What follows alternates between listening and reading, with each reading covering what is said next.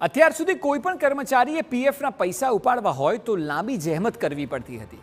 અનેક પ્રક્રિયાઓમાંથી પસાર થયા બાદ પૈસા મહિનાઓ પછી હાથમાં આવતા, પણ હવે પીએફના પૈસા ઉપાડવા એટલે સાવ રમત વાત થઈ જશે।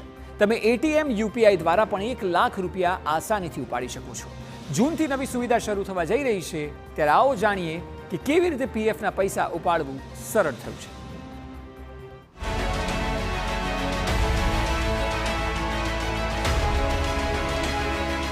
હવે યુપીઆઈ અને એટીએમ દ્વારા પીએફના પૈસા ઉપાડી શકાશે।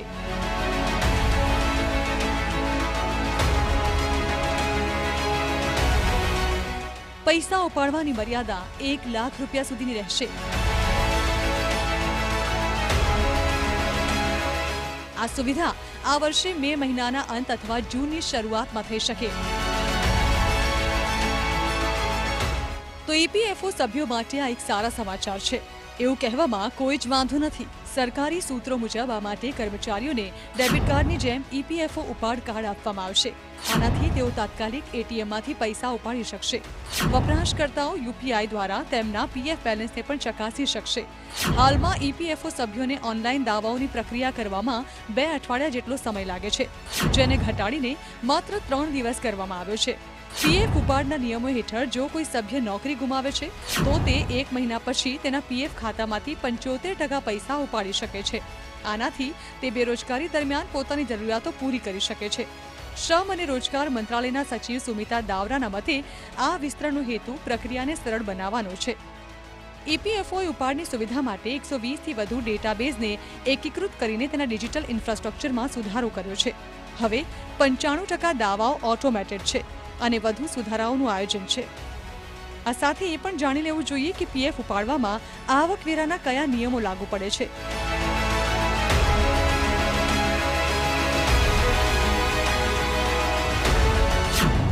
પીએફ ઉપાડ આવકવેરાના નિયમો।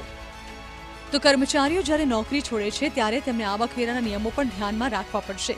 જેમ કે જો કોઈ કર્મચારી કંપનીમાં 5 વર્ષની સેવા પૂર્ણ કરે છે અને તે પીએફ ઉપાડે છે તો તેના પર કોઈ આવકવેરાની જવાબદારી નથી। 5 વર્ષનો સમયગાળો 1 અથવા વધુ કંપનીઓ માટે પણ લંબાવી શકાય છે। એક જ કંપનીમાં 5 વર્ષ પૂર્ણ કરવા જરૂરી નથી। જો કોઈ કર્મચારી 5 વર્ષની સેવા પૂર્ણ કરતા પહેલા તેના પીએફ ખાતામાંથી 50,000 રૂપિયાથી વધુ ઉપાડે છે તો તેણે 10% ટીડીએસ ચૂકવવો પડશે। જો તમારી પાસે પાન કાર્ડ નથી તો તમારે 30% ટીડીએસ ચૂકવવો પડશે। જો કે કર્મચારી ફોર્મ 15G15H સબમિટ કરે છે તો કોઈ ટીડીએસ કાપવામાં આવતો નથી। Bureau report TV9।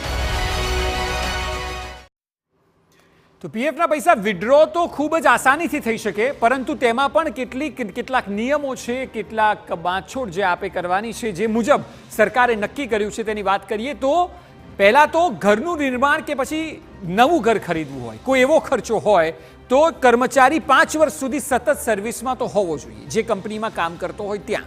ખરીદ નિર્માણના કિસ્સામાં વેતનના 36 ગણા પૈસા ઉપાડી શકાય, એટલે આપનો પગાર જે પણ હોય ગુણ્યા 36 એ આપ ઘરના નિર્માણ કે ખરીદી માટે ઉપાડી શકો છો।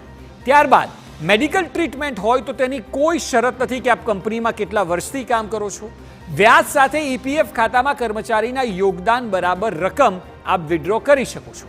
ત્યારબાદ ત્રીજો જે ખર્ચો જનરલી લોકો જેની માટે પીએફ ઉપાડવાની વાત કરતા હોય છે તે હોમ લોન ભરવા માટે, કારણ કે પીએફમાં રકમ જમા હોય ત્યાં વધારે વ્યાજ ભરવાનું હોય, એ હોમ લોન પૂરી કરવા માટે કર્મચારી 3 વર્ષ સુધી જે તે સર્વિસમાં કંપનીમાં હોવો જોઈએ, 90% રકમ ઉપાડી શકાય। ઘરનું રિપેરિંગ કરવું હોય તો ઘરના નિર્માણથી પૂરું થવા સુધી 5 વર્ષ સુધીનો સેવામાં હોવો જોઈએ અને માસિક વેતનના 12 ગણા જેટલી રકમ આપ ઉપાડી શકો છો ઘરના નિર્માણ માટે। જો લગ્ન હોય તો એક કર્મચારી 7 વર્ષ સુધી સતત સેવામાં હોવો જોઈએ અને વ્યાજની સાથે કર્મચારીના યોગદાનના 50% રકમ યોજના મુજબ ઉપાડી શકાય છે, જે ખૂબ જ આસાન, કારણ કે અત્યાર સુધી જે જહેમત લોકોએ ઉઠાવવી પડી હતી તે જહેમતમાંથી લોકોને ફ્રી કરવા માટે જૂન મહિનાથી આ તમામ નવા જે ચેન્જીસ થયા છે તેને અમલમાં મૂકી શકાશે।